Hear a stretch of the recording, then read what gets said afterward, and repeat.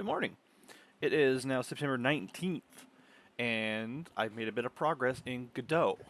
So, last time you saw me, I was looking into Unreal and how to use Unreal for Horde Game or just game development. Hold on a second. I keep forgetting I have my fan on, so, and this microphone's running out that one, so that should be fine. Yes, so good morning and welcome to September 19th, 2023. I have made progress in Godot instead of Unreal. Now, I did some looking around because I really wanted to see what was different between Godot, Unreal, and Unity. Now, Godot and Unity are very similar, um, but vastly different as well. Um, I'm really interested in learning GD script now that I'm actually looking at the engine. I could use C Sharp, but GD script actually seems to be a little bit easier, and like things in it make more sense. I was reading up on some of how it works, and it's like you could set up a fruit equals string, and that string will change depending on a variable. But it's basically like you can make a variable be like, or yeah, variable be like this equals this, if this equals this, if this equals, and like it'll change depending on what's in it. So you can set up like a number, be like this number equals 3. So if it's 3, then fruit equals banana or whatever. And if it equals 2, then fruit equals apple. Instead of making an if statement, you can just make that inside the actual string. It's really cool. But beside that, I have found a good tutorial YouTube to watch. And let me go to the desktop. As you can see, I have my scene up and running. Let me turn the character on because I turned it off because I want to see the colliders. One thing that's really thrown me for a loop is this. Disabled on means the collider's off. Disabled off means the collider's on. It's very confusing, and I'm not a fan of it. But if I come into the scene here, you can see I've got my capsule, I've got a little bar. I will link the tutorial I'm watching in the description below in case you want to follow it yourself. But if I hit play, I have movements, WASD, I can jump, and I can crouch underneath obstacles. I'm still trying to clean that up a little bit, but realistically, that's not going to be a big issue in my game. One of the really cool things I found out with Godot is that if you make a script, it's in the file system. If I make the character script, it actually comes mostly pre-built. You have to change a couple things. Like I had to redefine move left, move right, forward, backward, crouch, use and stuff like that. If I go into the project settings and into input map, I set all these, and it's just like it's basically like, hey, I want to say move left. So if I wanted to do, I don't know, let's add a melee button. Melee, it adds it down here, and if I hit the plus button, it just reads my keyboard. So whatever button I push is what's gonna be like. Oh, you want this one? So F, enter, F. So it'd be F or physical key, F or whatever. But basically, I just want it to be F. Cancel that. Go to this. F. Okay. There. So now melee. If I type melee into the code, if I go in here, I go. Where's the input dots? Where is it? Input dot is action pressed melee. It'll just read from the input manager and be like, hey, you want to? If you hit F, it's going to do this thing. It's really cool. I really like it. There's some little quality of life things that need to be changed. I don't like how you can have script up a balance between scenes still. I like the fact that you can have different scenes. I'm getting used to the fact that everything's kind of nested inside the nodes. Because then if you want to make a prefab, so the character's the prefab, I made a 3D scene, made the character, and then now I can go to my file system, take the character TSCN, and drag that into another scene. So I can't put one inside its own scene, but like if I drag it in here, I have now two characters. I don't want two characters, so I'm just going to get rid of that. It's also really easy to bring in your own items. Like I tested before, and I was able to bring in a couple of my guns that I made, and I added some lighting, and oopsie. There's also some little issues that I'm having getting used to the navigation of the engine. Where in Unreal, like not Unreal, Unity, you like focus in on it would be like this is your focal point. You will spin around it. I just spin around myself. I think I can find a way to change that. I'm gonna try to. And there might be code out there. It's open source, so someone would be like, hey, I wanted this to do this, so here you go. But yeah, I'm getting used to how the actual navigation of the engine works, because it's like zoom in, zoom out. But if you hold down right mouse and then scroll, it's camera speed rather than a zoom. So yeah. But yeah, aside from that, I am getting close to understanding how the engine works with the script GD script. It's very similar to um, C Sharp, but it's made mostly in Python. GD script is a Python based. So I'm still getting used to things like at exports and the $ animation player. I think this is basically just calling. If I go to the scene here and I go to the character, I think it's just like, hey, I want you to access the animation player on the object that has this script. Because we did something else, camera 3D, and there's a camera 3D. So I'm pretty sure that's what the $ means. It's like, hey, I want you to access this object on yourself. One of the things that I really need to look into, and I'm going to get there eventually, is how to detect other scripts on other objects. It should, because I can script in this one, it should be relatively easy. Because I looked into it, there is a ray trace system, or a ray casting system rather. So I got to learn that one for the main mechanic of the game. But outside that, I need to be able to cast array. I need to be able to detect other scripts. That's something I really need to figure out how to do with this. Is like, oh, I want this script to access this script.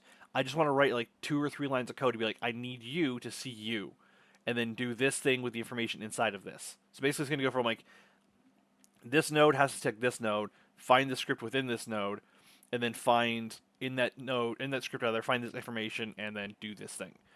It's going to be very similar to how I like to code in C Sharp, so we'll see how it goes. But yeah, I wanted to drop another update for you guys just to see that I've actually made more progress in Godot in 1 day than I did in Unreal in like 3. With Unreal, I can just drag and drop a first-person control and throw it in, but then learning blueprints, I'm not good with blueprints or like schematics or visual coding like that. It doesn't flow as well for me. I like to be able to see everything as I'm going through it. So this is going to be a lot easier for me, and I think in the long run it's going to be better. Ludum Dare 54 is coming up end of the month here, so I'm going to try to get the knowledge I want. I want to be able to access other scripts from a script and kind of thing. And then I will probably take part in 54 and see how that goes. Last time I made my first actual game in Unity, and now it is the 19th, and it's on the 30th. I've got like a week. I got like a week and a half to learn Godot enough to be able to take part in the jam. We'll see what happens. Here's the weird thing. If I don't learn enough to feel confident in Godot, I probably will just use Unity to take part in Ludum Dare. But I really want to use Godot because I think I really like the engine. Yeah. Anyways, I'm gonna go. I got a lot of work to do today. Peace. All right. So this is gonna seem really simple and really dumb for everyone else in the world. But I figured out how to toggle the visibility of an item in Godot on my own. Very little actual tutorial, video tutorial. I looked up the syntax, how things are used. I looked up a couple Reddit posts and stuff. I finally found a way to do it, and it's really cool. So let me show you, because I love it. My microphone's in the wrong place. I hope you heard all that. Anyways, so this is basically it. I'm using the a horror game tutorial on YouTube, but he keeps using animators to toggle things like crouching and stuff like that. So this enables and disables your crouch collision depending on, where in the timeline it is, and then it'll call it during the script and stuff like that. That's interesting. I liked learning that. However, he was going to do the same thing for the flashlight, and it probably would have been easier just to do it his way. But I thought this was much more fun. So basically, it's an if input dot get action flashlight, which is F. Is action just press. That means it's just down, button down, basically. Get the node, camera 3D. So if I go to my character, it gets the camera 3D / the spotlight within the camera. It sets the visibility to true, because right now it's not true. Elif, which is else if. I don't know why I love the fact that it's just elif. Input action just released. So up button up, flashlight, get node, same thing. Set visibility to false. I love it. It's It seems so simple and elegant, to be completely honest. And if I come in, oh, wrong scene. Go into my test scene. Yeah. Also, it loads like instantly. Now if I hit F, flashlight comes on. Yay! And it's like button down, button up, button down, button up, button down, button up. Which is like, I know it seems really stupid and simple for like everyone else in the world, but it's a big deal. Every single game runs off basically that statement. So I can do an entire game off of just that statement alone. So when Ludum Dare 54 comes up at the end of the month, I could feel like I can make a game now. As well, it seems like I'm still researching it. It seems like calling information from another node, like on a script, a variable from another node, is ridiculously easy. So that's my next goal. I think what I'm going to try to do, I may abandon the horror game tutorial that he's making, and I may start doing. I might try and add like a coin in, see like if I collide with it. Actually, you know what I might try to do? I might put a coin in to then ray trace 2 to hit the button. I might try to get that mechanic working because there seems to be a way. If I go back in here to the character to 3D, if I literally just grab the character, nope, add a child, I can just go ray and add a raycast. I can just add a raycast node. And then I just got to find it. Like, see, it's at the bottom there? So it's just shooting a raycast forward from that point. Now, can I make it longer? Scale? It's on the Z. I can kind of make it longer. Let's unlink it. That makes it wider. That makes it longer. There we go. So I can customize how big I want the ray to be here instead of doing it in script. There is also a way to do it in script. He did it in here for this. It's basically just, result equals space state dot intersecting ray. The problem is it doesn't show you the ray, which kind of I didn't really like, but at the same time you didn't see it in Unity either. And it shoots where it's going to, and then, from, to, and then excluding itself, basically. So that there's a way to do raycasting that way, and there's a way to do it in a physical sense. You can just grab the node, and I'm like, I kind of like the idea of just grabbing the node and be like, hey, this is the node I want you to do things with, so do things with this node, please. I like that idea, so I might try and do it that way.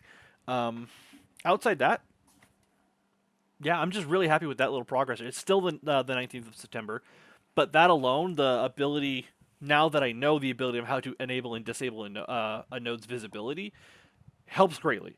Because I can also now figure out how to enable, activate and deactivate or destroy objects as they happen and instantiate. And just figuring things out on my own now is helping me learn more about the engine than if I had followed every single tutorial I found. If I go, I want to do this and find information on how to do that, and then be like, cool, I can now do this. That means I know how to do it. It's not like, oh, I have to go back and watch the tutorial again. It's like, I know what I'm doing. But yeah, I wanted to hop in and show you that I learned how to do a thing with just like button presses, like how to toggle visibility, which is stupid simple, but like it's a big deal. Anyway, I'm gonna go.